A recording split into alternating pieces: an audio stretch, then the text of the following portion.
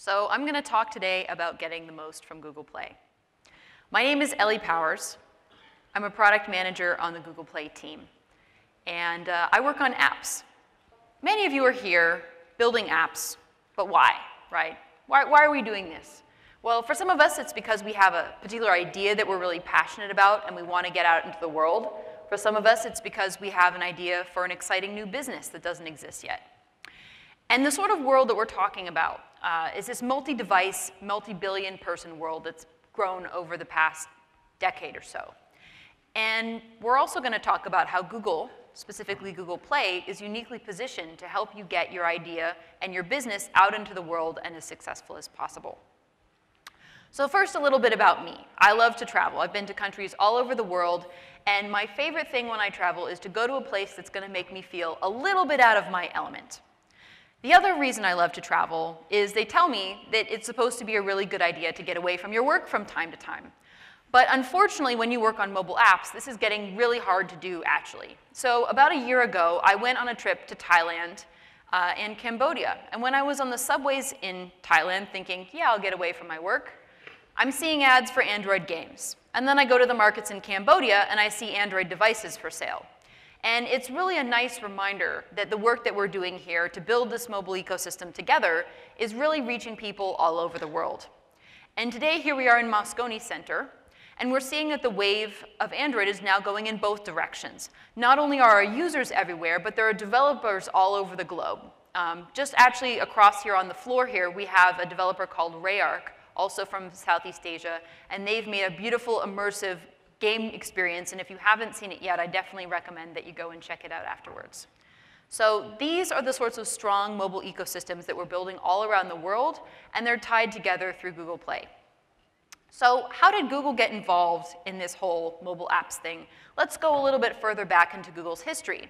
So my first experience with Google was, this box, and you could just type stuff into the box, and it would just find things for you. It was kind of magic. And this was the first opportunity that a lot of us had to see just how big the world was, and that seemingly faraway ideas and places were now becoming within reach. And so this was what Google started out with, connecting people with the information and the products that they were interested in. So what happened next? Well, on April 1st, 2004, Gmail launched. In 2005, YouTube joined Google. And then with Maps and other key launches, Google became known for customer-centric internet experiences and really, really enormous scale. I mean, you may have remembered what a big deal it was, over 10 years ago when you finally got a whole gigabyte for your online email, where people were offering just a fraction of that. And this meant that your information could be truly accessible from anywhere. And this was happening on the web. It was happening on desktop computers. Maybe you remember having a dial-up modem and that big upgrade moment to DSL, and this was cool and exciting. And let's fast forward to today. While Android had joined back in 2005, what's happened in those almost 10 years is that we've now moved on to the next chapter of the internet. We have billions of people connecting. Many of them are using Android as their first device. And what happens? What is the difference between your desktop computer and a website with your mobile device today? You're now in this kind of loop of constant interaction. You've replaced clicking and typing with touch screens, voice controls, and sensors. And Google's still doing what Google has always done best, which is connecting people with the information and products that they find most interesting. What this means here is now connecting people with the apps that they love on a range of devices. So what we're going to do today is talk about what this means to developers like all of us. So again, why do we develop? Why do we build apps? It's to get our ideas and businesses out into the world. And an app is definitely the best way to do that in this day and age. So what we're going to talk about today is how your app can reach the right users at the right time. And the approach that you'll take is going to depend on what stage your app is in. So first, I want to talk to those of you who are just getting started. Maybe you've just built an app or you have an idea for one. You don't have any users yet, so that'll be your first challenge. So before you publish your app, you probably want to understand this ecosystem that you're joining, and that's Google Play. So what is Play? Play is an ecosystem of apps, developers, and the store. We have, the 1 billion devices that were discussed before and the people who use them. Well over 1 million apps are in the store. And behind the scenes, we have massively scaled cloud computing services that can help to do everything that we're going to talk about next. What I think about what Google Play really is at its core is a matchmaker. If I'm a user, it's going to try to match me with the sort of app that I'm going to want. Maybe I'm looking for that app, or maybe I don't even know I'm looking, and it's just helping me discover something new about what my device can do. And then on the other side, if I have an app, it's going to match me with the sort of users who are going to be interested in my app. So let's start out with something new, something that's coming soon, something that we're incredibly excited about. So earlier in the keynote, you heard the discussion about material design. And on Play, we're really trying to take this beautiful interactive layout to heart. Now, when you launch a new app and you put it up on the Play Store, you really want to make a great first impression. So we've decided to make the store listing on Google Play even more appealing. And by the way, this is just a general concept. It's not totally done, but we wanted to share it with you early so that you can understand the context in which your app will be available. So at the top, you can see this beautiful feature graphic. And at the bottom, you can see a quick text summary where you can explain to users exactly what your app will do for them. So you might want to go into the developer console today and make sure that you actually have this graphic and text available so that when we roll this out, your app will be ready. And in the middle here, you're going to see the reasons why the user may want to install the app. So for example, a great reason to install the app is it's got a high star rating, so we call that out really clearly. Or maybe it's got a lot of downloads. Or maybe it's because your friend has installed it and given it a high rating. So this is going to be rolling out soon, and we hope that it'll help you make your apps give a better first impression. Okay. When I go out in the world and actually talk to Android users, I like to ask them how they find about their favorite apps. The #1 reason I hear again and again is, well, I found this app because my friend told me about it. Perfectly natural. And that's why on Google Play, we're trying to reflect the same behavior. Whenever we see that your friend has rated or +1'd an app, we tell you about it. And we also show you why we make each interaction. We don't just say install the app, we say you should install this app because. So what this does is it creates a ripple effect. If you find one user who installs your app and gives you a rating or +1, it'll ripple out to affect all of their friends and build more momentum behind your app. You can also now follow top brands like Wired or The New Yorker, or even celebrities. So we talked about Play being a matchmaker. How do we do this? We're using the full power of Google and the user's full profile to be able to target the right app to the right user at the right time. We've also created these targeted groups of apps based on user interests. So here, you can see racing games, and you can also see food and drink apps. And we don't necessarily show these groups to everybody, only to the people who we know have these interests. We also show personalized recommendations that are based on a whole variety of things we know about the user, including what their friends have recommended. And Play Games is something that's really helpful for those of you who are making game apps. Play game services are a great way to enhance your app, to make it more social and more fun. We launched it last year at I/O, and we've heard that it's a great way to discover more games and also to engage with the games that you're already playing. So today at I/O, we announced some really exciting features, including the new user profile, which you can see here. It's showing which games you play and the achievements. For example, on the screenshot behind me, you can see how many experience points that this particular user has accumulated in different types of games. And then you can also create what are called quests inside your app. You can say, hey, user, why don't you go and accomplish this particular objective in a limited time? And then we'll also go and show those quests in the Play Games app to help recruit new users. So if a user is looking for your app, if you're a developer, you want to be absolutely sure that that user will find that app no matter where they're looking. And so that's why it's integrated with Google Search. So if someone is on an Android device and searches for your app in Google Search, that could be in Chrome or maybe in the Google Search app, we'll actually show your apps in the search results in a nice way with an easy install button so they can install the app directly from there. And then a new feature that we're rolling out this year, and we're very happy to say is now available to all developers, is app indexing. So you're probably familiar with the idea of Google indexing websites. But actually, Google can do basically the same thing with apps too. So what does this allow us to do? It can allow us to link a search with a particular page inside an app that a user already has in your device. So let's give an example. So here the user is saying, I want to search for a Chromecast. Where can I buy it? And it turns out this user already had the Walmart app installed, so when they click on the link, it'll actually launch the Chromecast app, launch the Walmart app directly to the Chromecast page. And so this means that we're giving the user the best possible experience on their device. So if you're interested in trying this out now, this will be available in the developer console through a special link where you can link your app to your website. Okay, so that's how Play can act as a matchmaker. And you publish your app, and a lot of this goodness just happens for you automatically. We help you get a lot of your reach for your app without a lot of effort. So now I want to talk to those of you who already have an app that's good, and you already have some users, but you want to go to the next level. You want to make your app great. So your next step is to find a way to make your app one that everyone wants to come back to. And you want to use Play to focus on finding the exact right audience for your app, too. So here's the whole life cycle of an app, right? Design, develop, distribute. And this week, you're going to be going to tons of different sessions, so we're just going to focus on a few things here. Let's take a look at how we can combine the best stuff that Google has to offer for Google Play developers.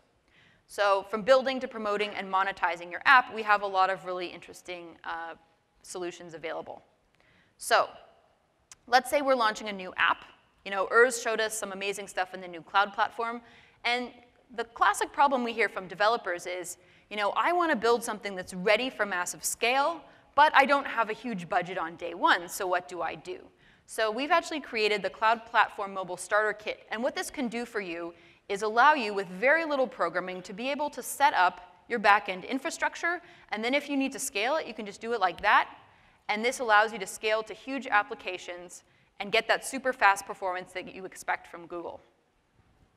Now, if you're thinking about making your application richer, maybe through, let's say, the Maps API or the in-app billing API, the best way to do that integration is through the Google Play services. Now, this is something that we automatically install on the user's devices, and most importantly, it's kept up to date. So what does this mean for you? You can just make calls directly to Google Play services. There's no SDK to maintain. You don't have to wait for any sort of rollout, so you can access these new features immediately. So at I/O today, we announced new activity recognition services, including walking and running, so you can make a really interactive application that knows what the user's doing physically. And we also announced Cloud Save. The Cloud Save API allows you to synchronize data easily with your mobile applications without any sort of background programming. And what this gives you for the user is the ability to sync data quickly and easily when the user goes offline and online and works across multiple devices. Okay, so you have a good app and you're ready to get it into the world. Well, we've heard from a bunch of developers that as they scale and go beyond just one application in one language to dozens of applications in dozens of languages, it can get to be a little bit difficult to manage. You want to produce a store listing that's going to give a great tailored experience, if you're in a certain language, so that'll mean localized text and localized graphics. Or if you're on, let's say, a tablet, you want to provide tablet screenshots too.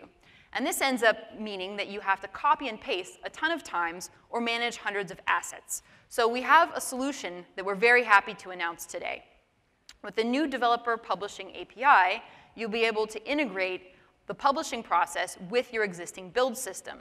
So you'll be able to manage your beta testing, stage rollouts, production releases, and all of the assets and images and graphics that you're looking to roll out. You can even manage your in-app product catalog as well. So this is currently in a closed beta, and we're looking to roll it out more soon. Okay, so last year, when we talked about beta testing, we were really excited to tell all of our developers that this feature was coming, but I gotta say, I was pretty overwhelmed by the reaction.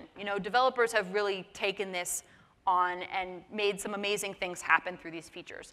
And I wanted to talk with you about one developer who's actually here in the audience today, Zen Studios. So they had a new game that they were going to launch, Castle Storm Free to Siege.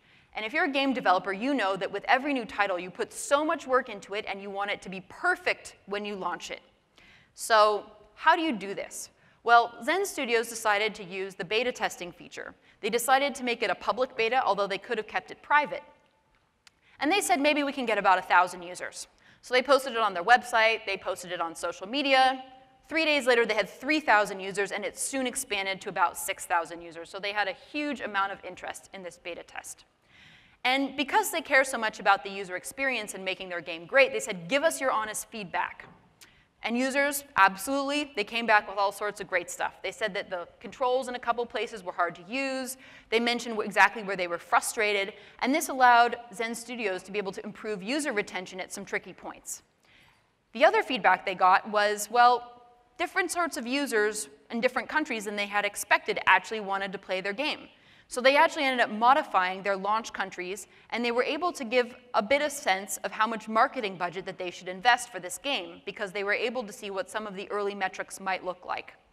So this early data and analytics meant that they had a much more successful launch. Usually what game developers end up doing is they do a small launch in maybe a certain smaller country, like, let's say, Canada, or they might spend a bunch of money up front on trying to do some paid user acquisition. But in this case, Zen Studios didn't need to do either of these things. So the result was they had a really successful launch. They got a star rating of 4.5 stars, and they now have hundreds of thousands of happy users playing their game. Wrong slide. OK, so next we're going to talk about staged rollouts. This feature is all about keeping the momentum going when you push out new versions of your app. When we talked with Jack Threads, they said, hey, we want to redo our Android app and make it the best mobile experience ever. But if you're going to take on a project this big, you're going to be really worried. If you have an e-commerce app, you'd be afraid to touch the checkout flow because you might break everything. Can you imagine having an e-commerce app and no one could buy anything for a few days? That would be a huge problem. So what they said was, with staged rollouts, they were willing to touch these trickier bits of code and make such a fundamental change without all this worry about breaking stuff. And they said that they can now move much more quickly with their small team. During the rollouts, what they do is they check the desired metrics, the stats, the ratings, the installs, and the crashes, and make sure that this new version is performing at least as well as the previous one. So as a result, they now use staged rollouts with every single launch they do. And most importantly, because Google Play is such a great platform for trying new stuff, they actually try out their new features on Android first. OK, so you can see why we launched beta testing and staged rollouts to help developers make great apps. So I wanted to share a few numbers about how much of a response that we've gotten. We've had over 80,000 apps use beta testing so far.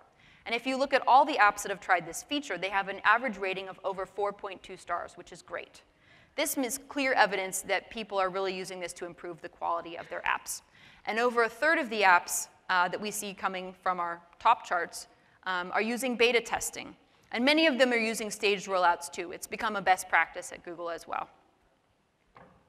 OK, so another thing I hear from developers is, I have limited resources, a small team, and a lot of ideas, so how do I know what to focus on first?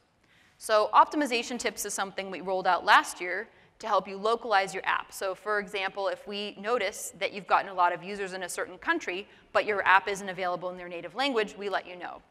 Or, for example, other types of opportunities. Like if we notice that you haven't upgraded yet to the new in-app billing v3 API, and that might be hurting your sales, we let you know about that too. So these are all opportunities to improve your app and get more out of Google Play. And you said in response to that, I also want to know when something's gone wrong. And so in response to that, we announced alerts. So we'll let you know if you launch a new version of your app and your ratings go down. Developers like this too. And what we heard from you was, well, I want to find out even sooner. So we're also releasing a way that you can now go and sign up to receive email alerts every time you get a new alert in the Google Play Developer Console. OK, so once you have your app and it's doing pretty well, you probably want to take a closer look at what users are doing inside your app. And so that's where Google Analytics can come in. It's the easiest way to get this deep insight into in-app behavior. And it also can allow you to see how users behave as they move from your mobile apps across different platforms to the web.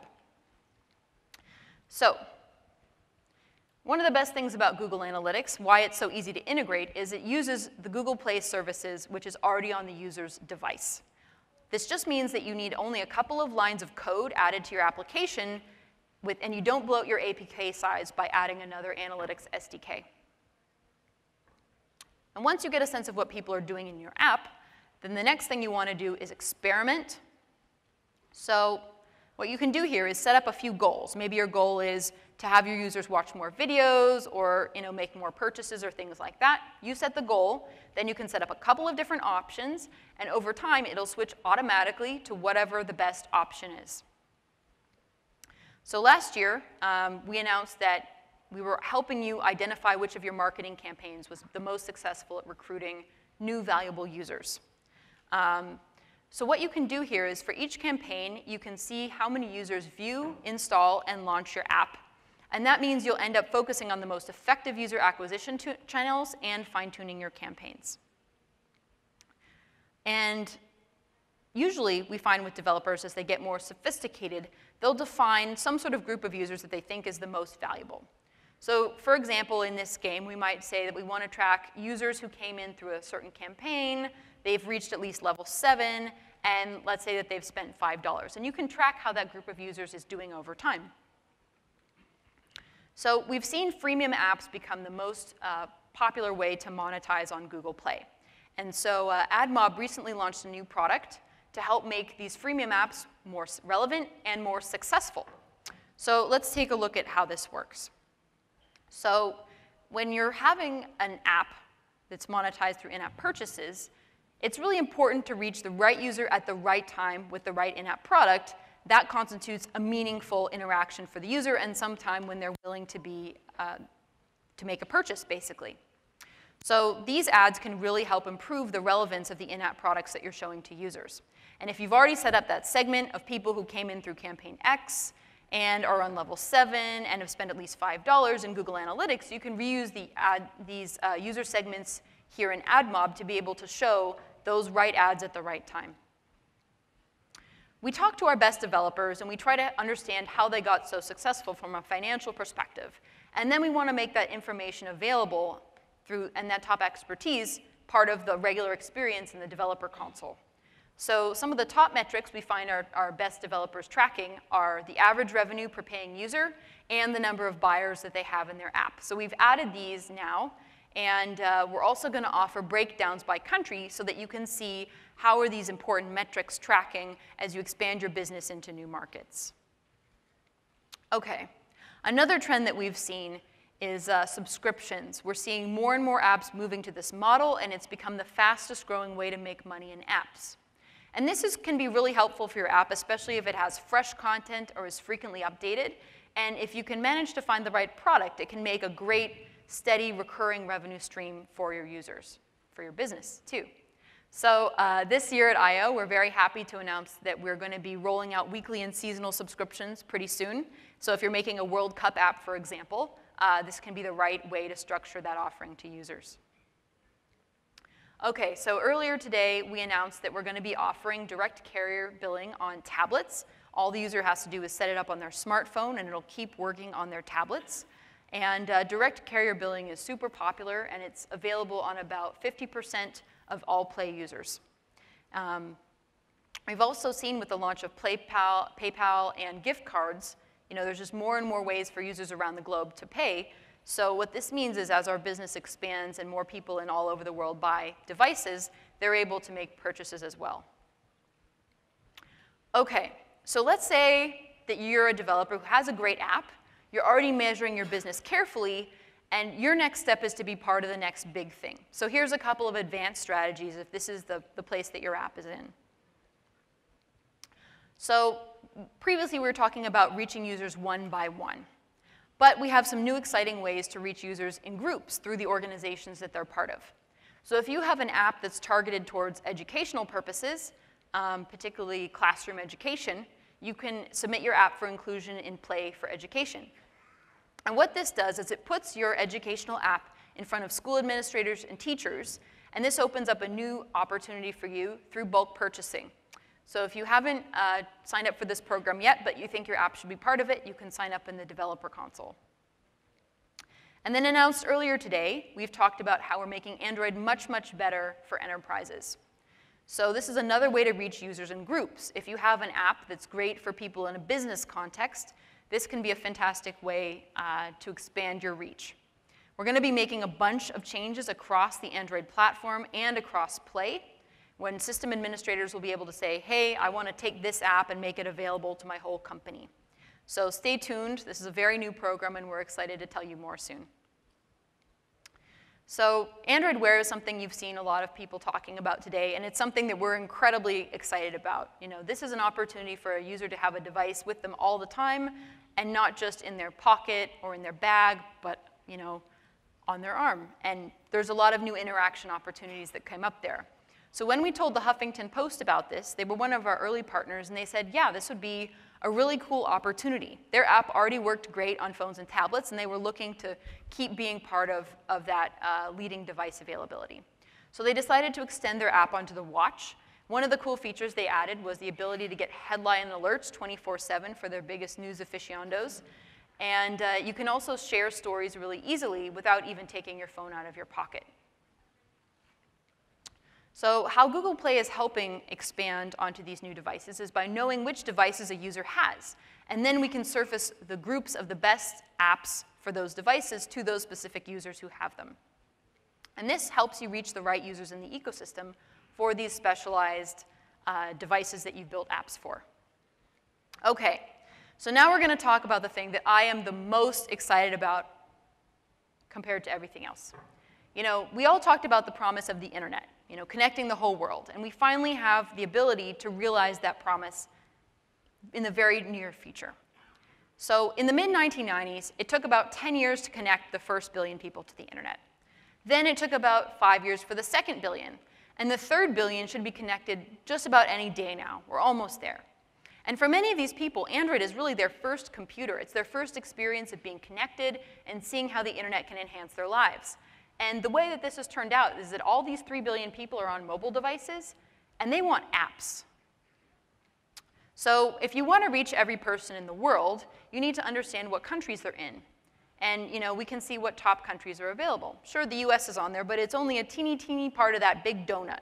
So when you're thinking about how to reach the world and how to grow your business, it's great to think about other countries, and all the opportunities there for users who want a lot of the same things or sometimes different things from mobile apps. And an app should also speak the user's language. Yes, English is popular, but also Chinese, Spanish, Japanese, Portuguese, etc. And that's what Samuel Braff from Text Plus told us about. His challenge was he wanted to make this great messaging app that would help users exchange messages or make calls for free or for a small fee. And he realized that in order to get people fully engaged with his application, they needed to really understand what the app did, and that meant explaining the features clearly in the user's native language. So he looked at which countries outside the US and Canada, where he had initially launched, had some usage, and he decided to localize. He saw 4 times the growth in the non-English speaking markets since then. When we launched the app translation service last year, the company was pretty quick to get involved. And here are the reasons why they told us that they've stuck with our app translation service. First of all, it's an XML file. With previous services, they'd have to copy and paste all their strings. The turnaround time was also very quick, so there were no more delayed releases due to translation. And it was affordable, so that meant that they could localize into more markets. So this strategy has helped them reach over 100 million people globally, and Android's a key part of that strategy.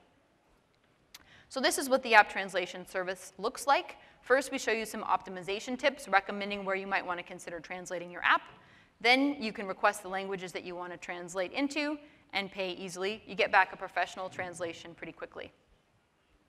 OK, so what have we talked about today? The world's population is about 7 billion people. About 3 billion of them are connected to the internet. And there's like a billion or so Android devices actively being used. And this is really exciting. Play is available on more devices than any other app store in the world, and so it's the best way to reach the right user at the right time. So in this new mobile world, connecting everybody is really exciting. And this is sort of, for me, why I got into technology, and I think for many of you as well. So we know that people really want to find great apps to connect with each other and to really make the most of their lives and enhance what they're doing on a daily basis. And so at Google, we're really happy to be helping users find these great experiences, connecting people with the apps and the information that they're looking for so that they can make the most out of their devices and their lives. So thank you to everyone here for helping us build these experiences and being part of this new world. Thank you.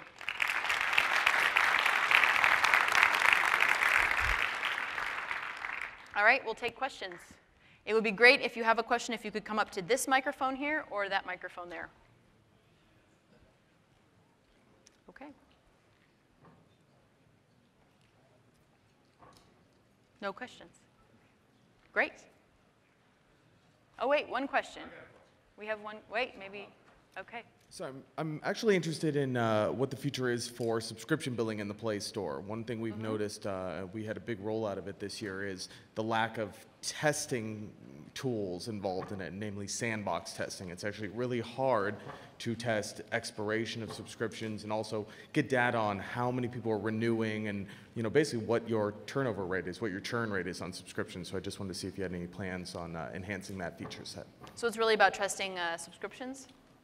Or were there some other figures there too that you're wondering about? Really just subscriptions. I mean, Yeah. right now you guys have really good tools for just one-off consumable purchases in the in-app store, but Yeah. more the subscriptions are kind of lacking. Yeah, that's a great point. I think it's a new product. It's one that we've been really excited to see so much take-up of over the past year or so.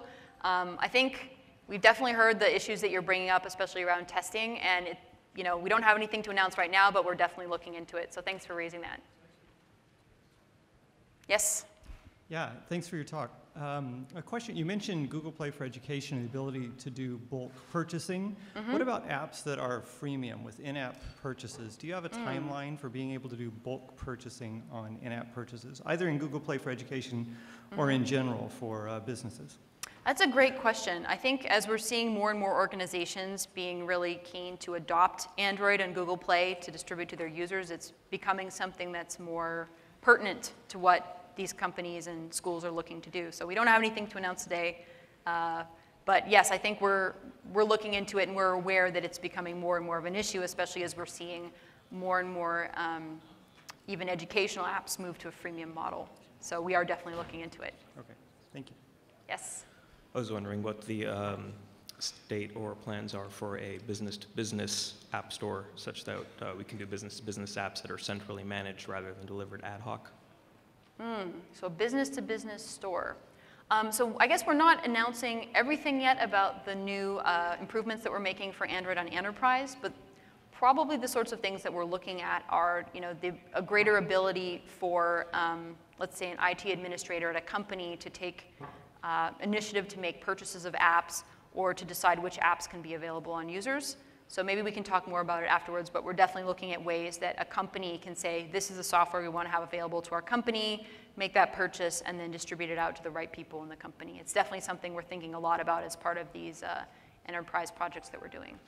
Okay, but specifically as far as custom-made applications specifically for a client. Oh, I see. That are not So going to be something that's publicly just a available, bespoke but application for, yeah, we should available probably only to talk them. offline about Okay, that. thank you. Yeah, thanks.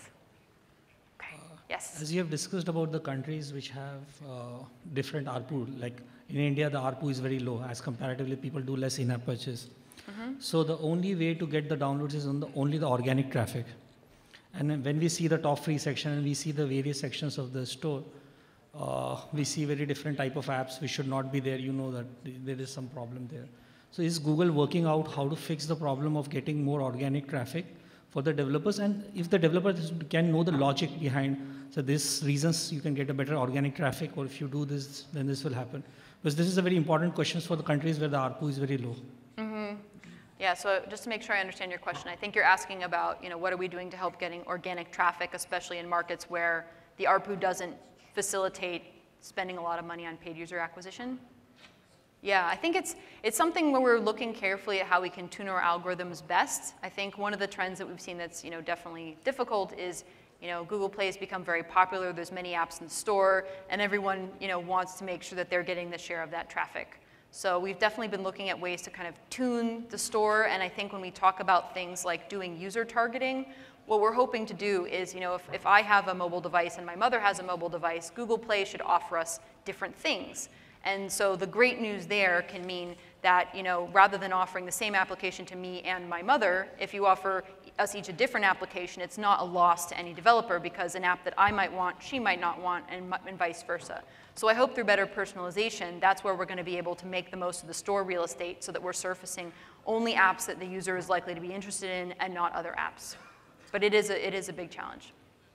Yes? Okay, I have a question about the optimization tip you share on the Google Play dashboard.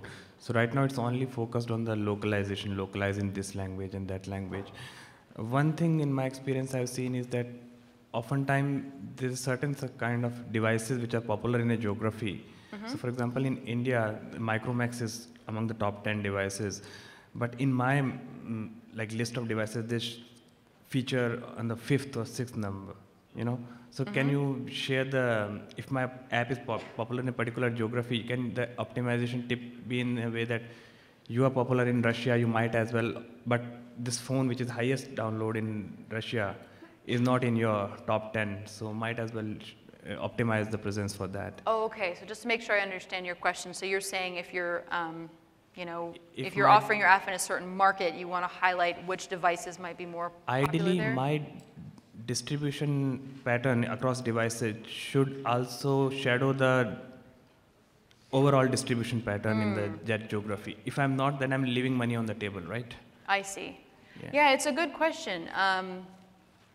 Yeah, I think we definitely want to show which devices you have, but I guess also it gets a little bit sensitive because some of our partners may not necessarily want us to kind of share overall statistics about that.